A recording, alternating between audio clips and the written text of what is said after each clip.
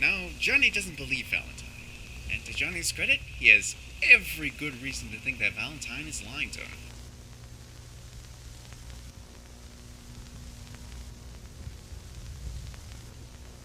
Valentine's charisma and propaganda have become so effective, so selectively impactful, that their effect leaves the pages the character lives in and permeates into our real world.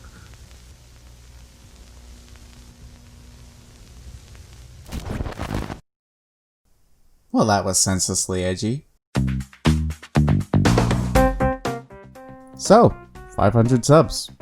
Well, it was 500 subs when I started writing the script. It's gonna be 600 by the time I make this video. I've had a lot to think about since my original Funny Valentine video came out, and during that time I have come to the great realization that it was pretty bad. No script, Windows Movie Maker, pretty terrible drawing too, but that all changes today. I intend to make the Funny Valentine video to end all Funny Valentine videos. So without further sorry, technical difficulties. Excuse me. So without further ado, let's get into it. But first, this video is sponsored by It all started the day Funny was born. Thousands of bald eagles swarmed the building he was in, to the point where Funny's dad had to put on his cowboy hat and shoot them all with a .44 Magnum buck shotgun. But I hear you saying there's no such thing as a .44 Magnum buck shotgun. The existence of this gun is a question science can't answer. But one thing can answer it. The Bible. This is the Bible. You question the words of the mighty Jimmy? When Funny was a wee bab, his father went to go fight one of the bajillion and 12 wars the United States was involved in, and he never returned. Some unknown amount of time later, Captain Valentine, a friend of Funny's father, came to his house. The captain told Valentine that his father was captured and tortured for information, but instead of giving up and betraying the American people, he committed suicide. Before he sealed his own fate, he gave Captain Valentine a handkerchief with Funny's birth date embroidered on it. Captain Valentine gave the handkerchief to our young boy and then fucked his mother, which is how he became Funny Valentine. Inspired by his father's example, Funny Valentine joined the military and found Jesus in his heart. Literally. Unfortunately, because of this, he gets caught and tortured, the scars left over from his torture resembling the American flag. Metal. Fast forward to 1890, Valentine is president, having thrown Benjamin Harris into another dimension, and the steel ball race is starting. This is also where Funny Valentine's plan begins. Fat Man Nick America over here wants to assemble the dead body of Jesus and use the law of equivalent exchange to secure America's future, protecting it from anything bad happening to it and making sure that all of its citizens are safe and will never have to worry about anything ever again. Valentine believes that as a patriot and as a leader of his country, it is his duty to make sure that America never suffers and its citizens are all happy. Well, that sounds like the sort of thing a good guy would do. What's the difficulty?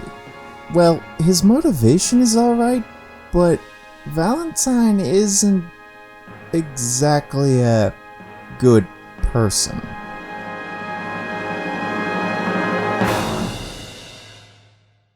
For one thing, Valentine is very murder happy.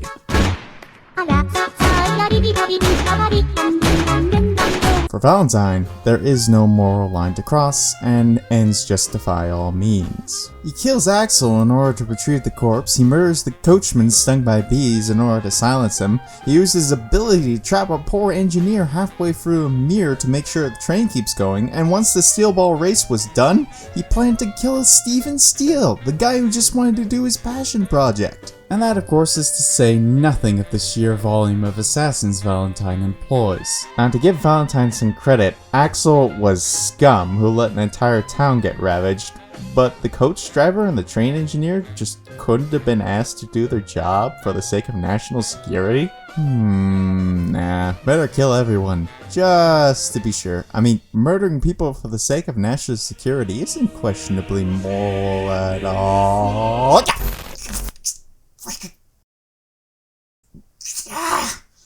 Valentine has shown time and time again that he has a callous disregard for his fellow man, That includes his wife, too. Wife dead? Who cares? The 2 farmers I killed in order to test out Love Train's abilities? Who cares? Jesus' ability. Woohoo! But it's not so much that Valentine has a callous disregard for life, it's that he actively looks down on people. Every gear in his scheme is simply another loose end that needs to be tied up by the end of it. And when they're not pawns, they are actively working against him. Valentine will order death on anyone for even the slightest suspicion. As far as Valentine is concerned, the only person he can trust is himself. Made almost comically clear by the fact that all of his confidants are alternate versions of him. Humans are simply animals, but Valentine is beyond human. He is justice. But Valentine in the end is canonically wrong. For starters, when Blackmore grabs the corpse, his first thought is that he needs to give it to Valentine because only he is worthy of that power. And secondly, Gyro exists. That's it, I don't need to say anything else. Gyro Zeppeli is a person who exists. And he isn't even American. The horror. Speaking of not being American, let's say for a second Valentine wins. What happens to the rest of the world? Literally every single bad misfortune that ever could happen to America gets deflected somewhere else. Financial crises, natural disasters, Activision Blizzard, all of these things would be inflicted on the rest of the world. And we know for a fact that the effects of the corpse can cause people to die. Funny Valentine is committing actual genocide and should be arrested for war crimes. And it's not like within the Steel Ball Run universe America needs to be saved anyway. It seems to be doing pretty well. The airplane just got invented, catalogs are a thing, huge cities are now up and running. We don't even know if the Great Depression is canon. It's a fictional universe. Araki can write history however he wants to. But I think the biggest sin Valentine commits thematically is how hypocritical he is with sacrifices. The suicide of Valentine's father is what caused him to be so obsessed over sacrifices to an almost fetishistic degree. But if Valentine's father saw him now, he'd be disappointed. What made Daddy Dearest the hero over here was that he was willing to take his own life to serve his country. In Valentine's case, it's taking everyone else's life but him. His father made the sacrifice of his own life. His life and only his life. Some of you may die, but it's a sacrifice I am willing to make. And it's not like this is a plot hole or some sort of bad writing, it's a legitimate point trying to be made. Just look at D4C. Stands are intentionally designed to be symbolic of their user, and D4C is no different. One of D4C's abilities is that it can go into another dimension and swap bodies with another Valentine from that dimension, transferring his stand and memories to the other Valentine. So, should Valentine need to die, or more specifically, get sacrificed, he can just transfer his memories and stand to the other Valentine. Essentially, this makes any self-sacrifice Valentine makes completely arbitrary, almost meaningless. There are no consequences to Valentine's death. It is quite literally a dirty deed done dirt cheap. So that's the end of this video. I hope you liked it a lot, and remember to like and subscribe if you want more, well, sometimes more JoJo content. Peace.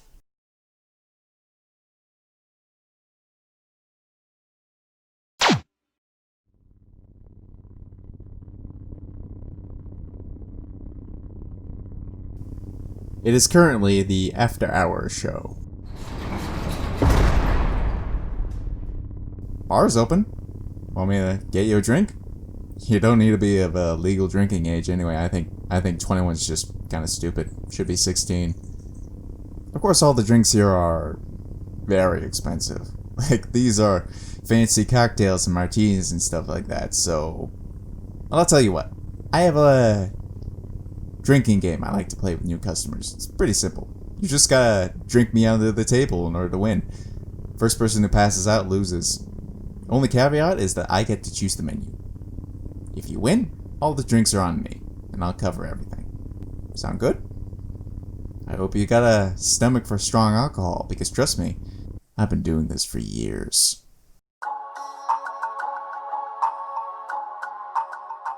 Our first drink of the night is a Hollywood. It's 1.5 parts vodka, 1 part raspberry liqueur, and 4 parts pineapple juice.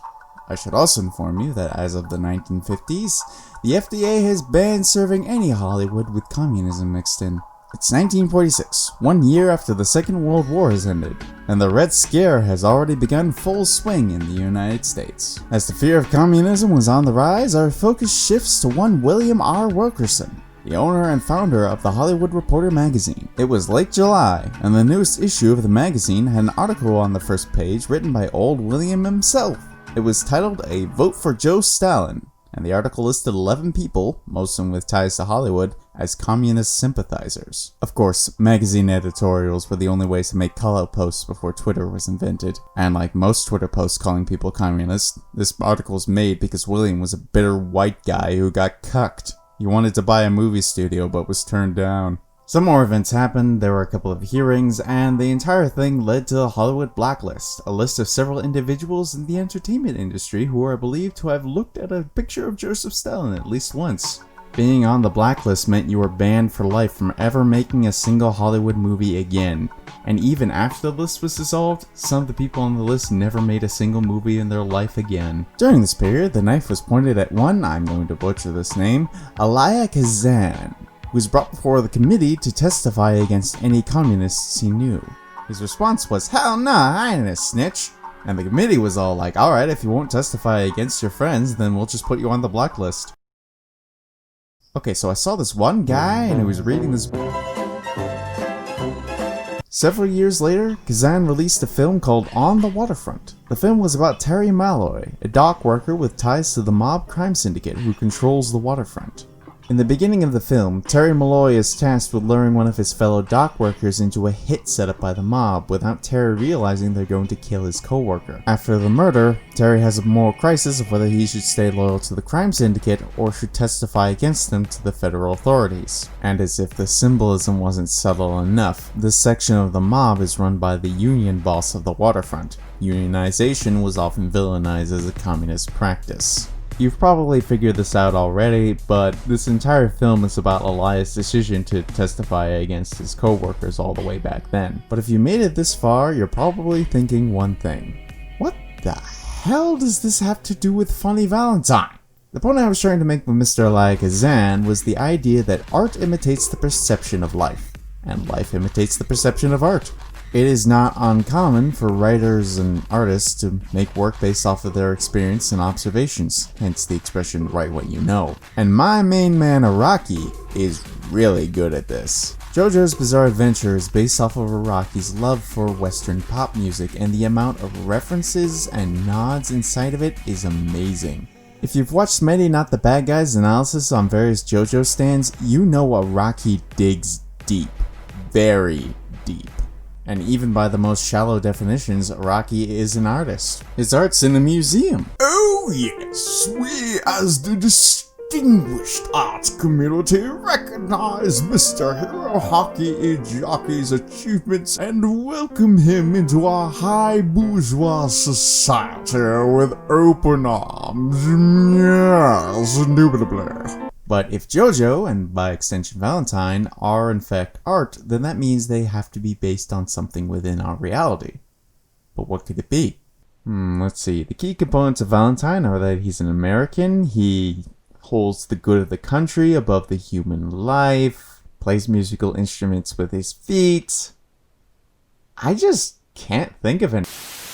But I'm not living in fear of COVID-19. What I'm living in fear of is what's happening to this country. We can't lose our whole country. We're having an economic collapse. Let's get back to work. Let's get back to living. Let's be smart about it. You know, it seems Araki Sensei has an odd habit of predicting American tragedies.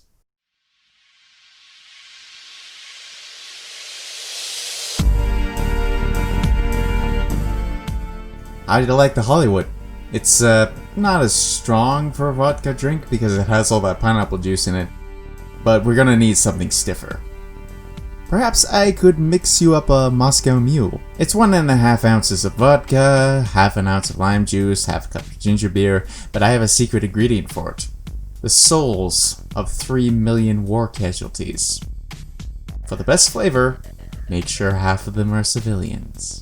You know what I love about JoJo with all of my big dead, frozen heart. I mean, besides everything, that's kinda obvious. It's that Hirohiko Araki can make great philosophical points out of the most absurd things. Valentine's speech about napkins is not only hilarious out of context, but very insightful within context. If you haven't already heard the napkin speech, I recommend you give it a quick Google before watching the rest of this video. Just Google search JoJo napkin speech and you'll find it. I think this idea of taking the first napkin is very solidly rooted in American history. America has been cited, mostly by other Americans, that it is the founder of modern democracy. Also, American business and culture extend way beyond the boundaries of its own country. There's a word for this, Americanization. I think the way Valentine is designed and represented makes it pretty clear what he's supposed to imitate. He's supposed to be America. And because of his status as an antagonist and overall bad guy, you can imagine this representation isn't exactly flattering. Don't worry though, ladies and gentlemen at home who might be crying out that this video is too political, I'm not gonna be going over anything really modern. Besides, it wouldn't be fair if I did. Steel Ball Run was written between 2004 and 2011, long before any of this was a thing. Problem is that the idea behind that COVID clip that people need to go die in order to preserve the country isn't exactly anything new. The aforementioned Hollywood Blacklist is a good example. 150 people were on that list, and it wasn't exactly hard to get on it. You could be accused with little substantial evidence to prove ties with communism and could still find yourself on the list.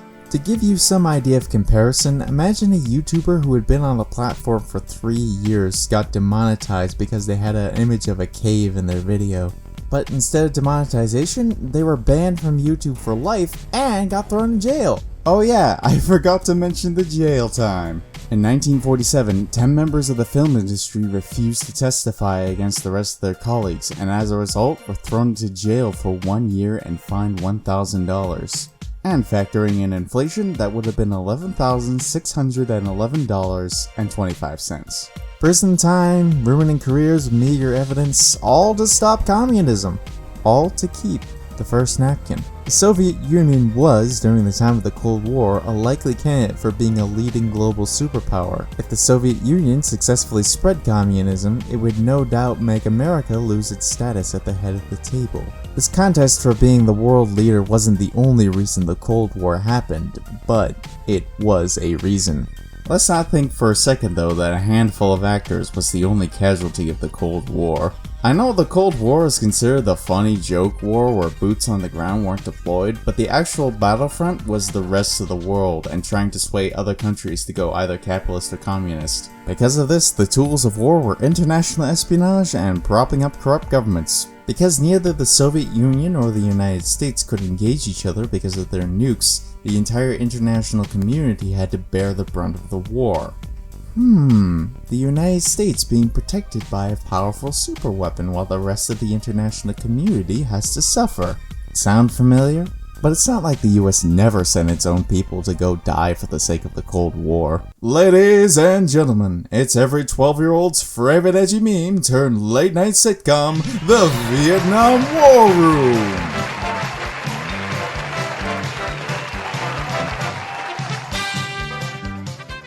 Mr. President, Yeah?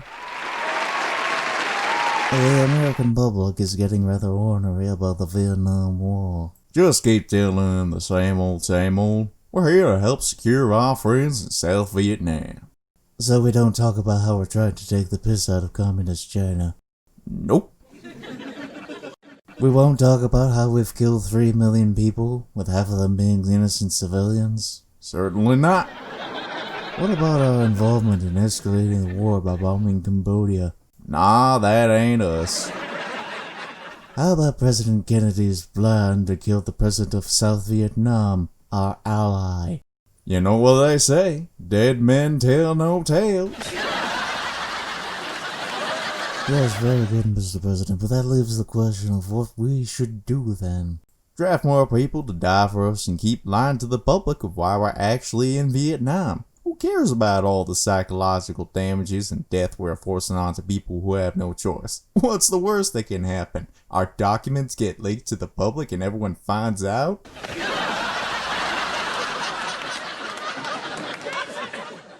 I find that quite improbable, sir.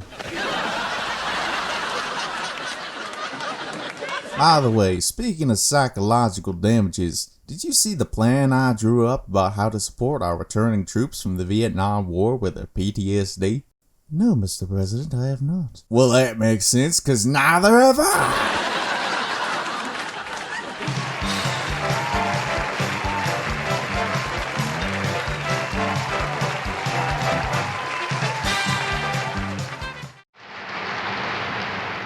I'm going to ask that we all bow our heads in prayer. Every head bowed.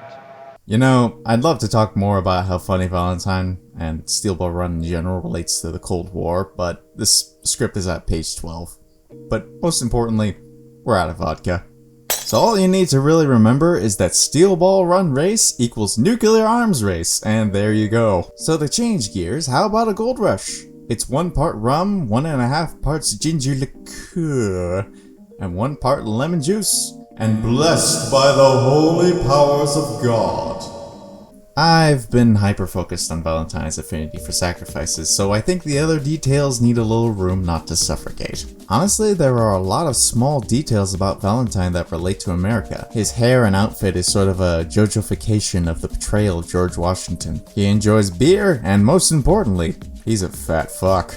Valentine has quite a few aspects about him that represents good old cheeseburger Christian land.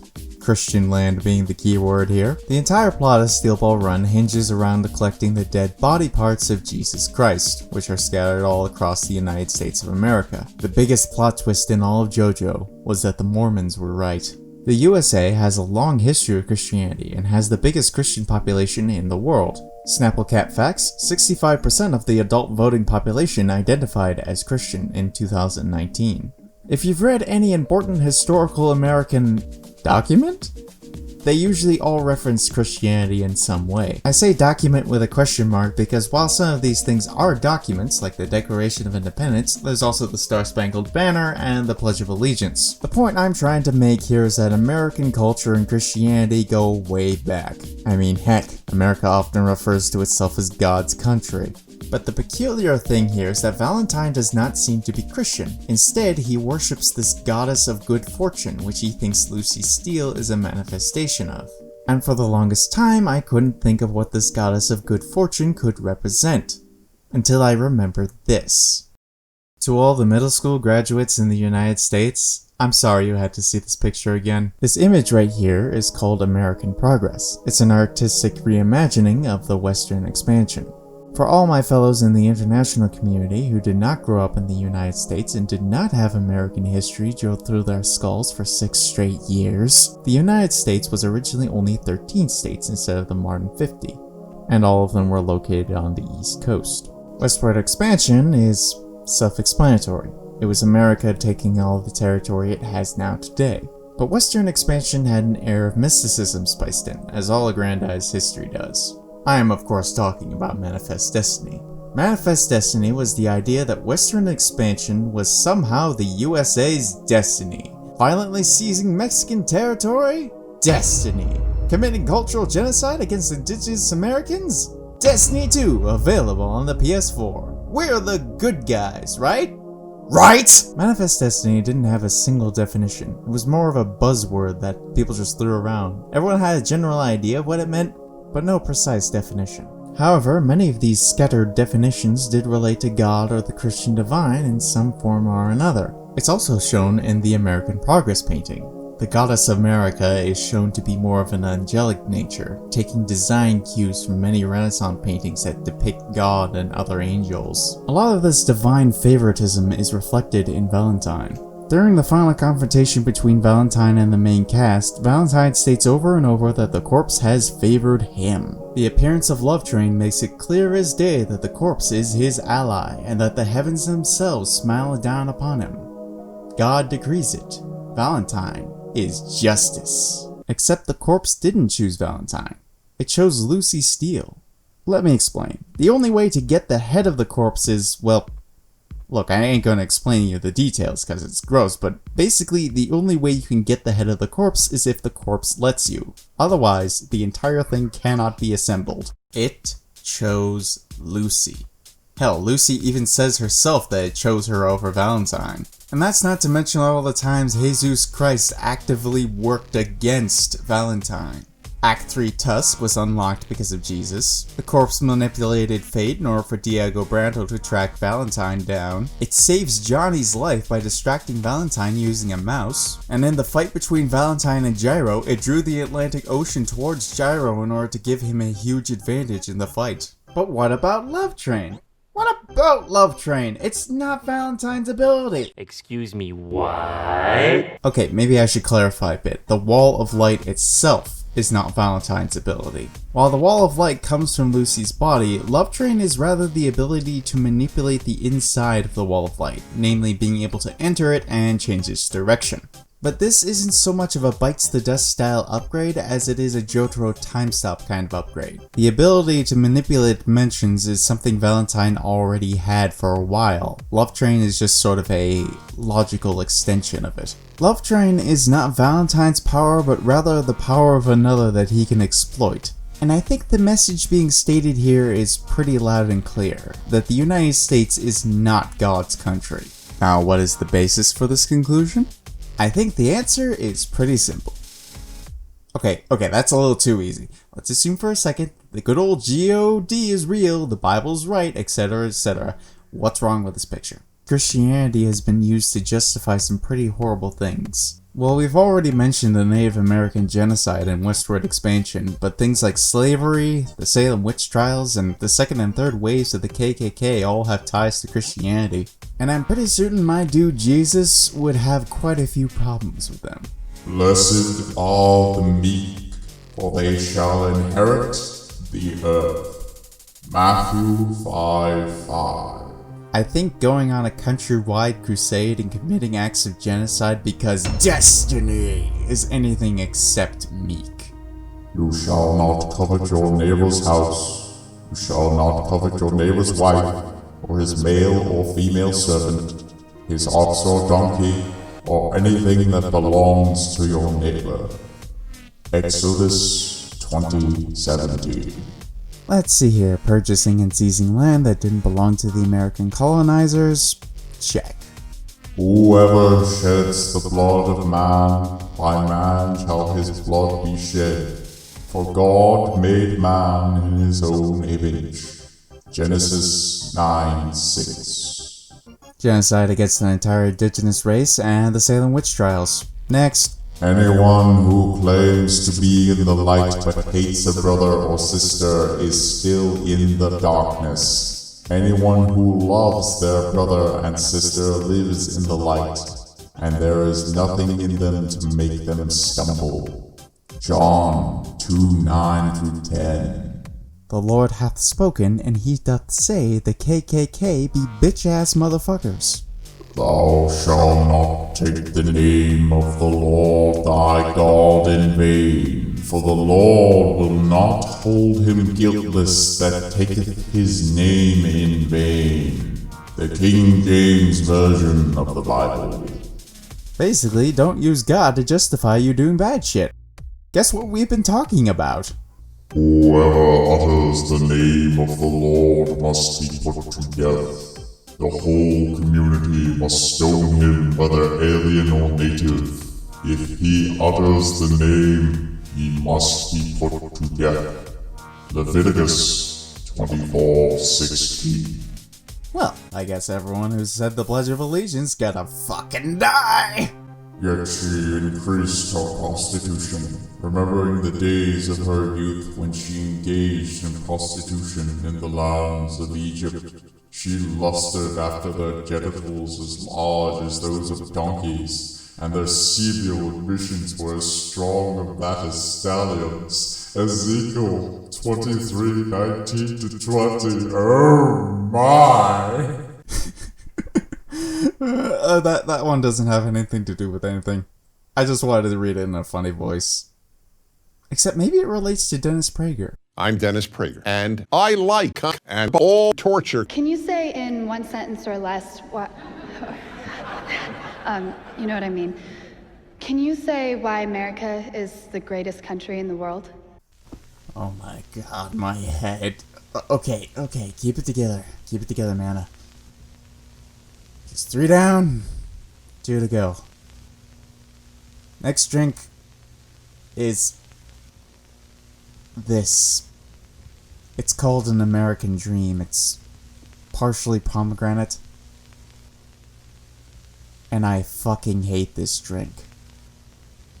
You do not understand how much I hate this drink.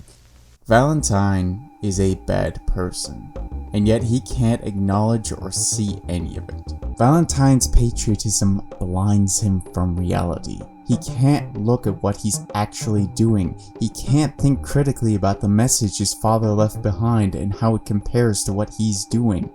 But he's not the only one. During the Who Shot Johnny Joestar arc, Gyra Zeppeli asks a couple of kids who are playing if they saw Who Shot Johnny Joestar. Half of the kids say they saw Weka Pippo shoot Johnny. The other half say they saw Diego Brando shoot Johnny. However, there is another witness, a single old painter, who sketched the face of the perpetrator. The painter sketched Valentine. The kids immediately start throwing accusation against the painter for even suggesting that Valentine would shoot somebody. They call the painter a traitor and hurl insults at him. But we know full well that Valentine is the sort of person willing to shoot somebody. And second off, Valentine did shoot Johnny Joestar. The kids denied a very real fact because the concept that the president would be fallible was just not possible to them.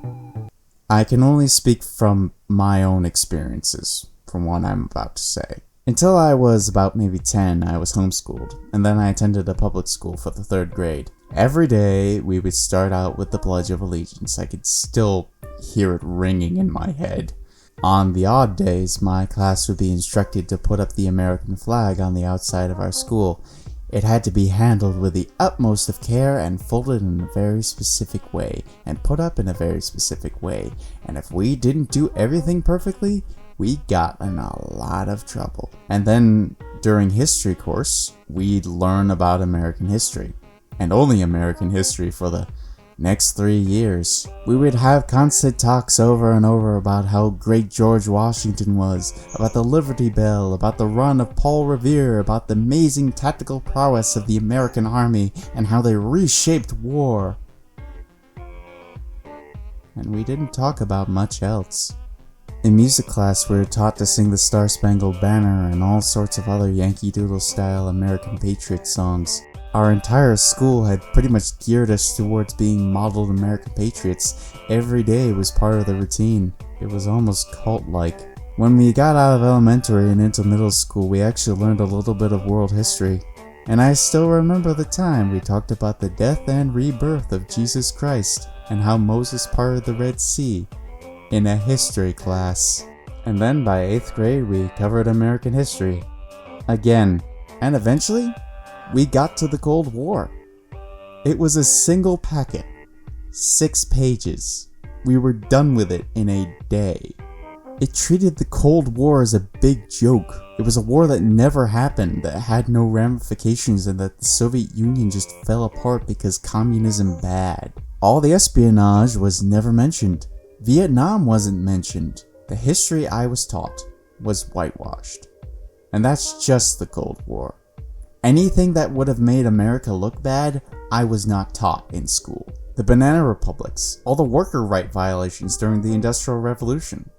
How about the fact that we rounded up every Japanese citizen during World War II and put them in labor camps? My school, an institute of education, was not interested in educating.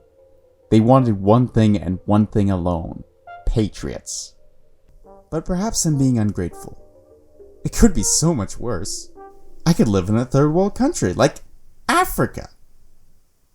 I should be so lucky and grateful to be born in this great country, with our powerful military, a government that provides for us, and a leader that is infallible. Oh yes, how lucky I am, and how lucky we are as people, to live in the greatest country in the world, North Korea. The whitewashed American history I was given taught that all the major history figures were larger than life. Mans, myths, legend. George Washington and Christopher Columbus were all these Greek heroes, you could say. The Kim Jong dynasty is rather similar in that regard. I mean, have you seen all the things Kim Jong-un claims he can do? The guy's motherfucking Dr. Manhattan. But while I was never told that George Washington was able to control the weather, both Kim Jong-un and the American history have one thing in common: obscuring the facts to sell a myth, whether it's that their leader is perfect or that their country is perfect. And we can't have people questioning the integrity of America now, can we? We need those people to go fight Vietnam. We need good soldiers. And good soldiers always follow orders. Words will always retain their power. Words offer the means to meaning, and for those who will listen, the enunciation of truth. And the truth is, there is something terribly wrong with this country, isn't there? This one's Apocalypse Now. People drink it to forget. Valentine's greatest enemy is himself. His death could have been avoided. He could have gotten the corpse and walked away. But no. He died because he was a bad person, because he sacrificed others, because he could not put aside his pious ideals and see Johnny Joestar as another living, breathing human being. But Valentine couldn't honor his deal, because if he did, he would have been forced to think about everything he had done. How his actions may have not been so righteous as he thought. Maybe, just maybe, all those people he killed didn't need to be sacrificed. Maybe no sacrifices were necessary at all. But Valentine can't acknowledge that uncomfortable truth, and his last words are him denying he did anything wrong. The United States can't just keep ignoring its problems until they're too big to ignore. We already tried that. And now we're in a global pandemic. Acknowledging the faults within ourselves and the horror that goes on around us is not easy. But when the boiling point reaches, sometimes it's too late.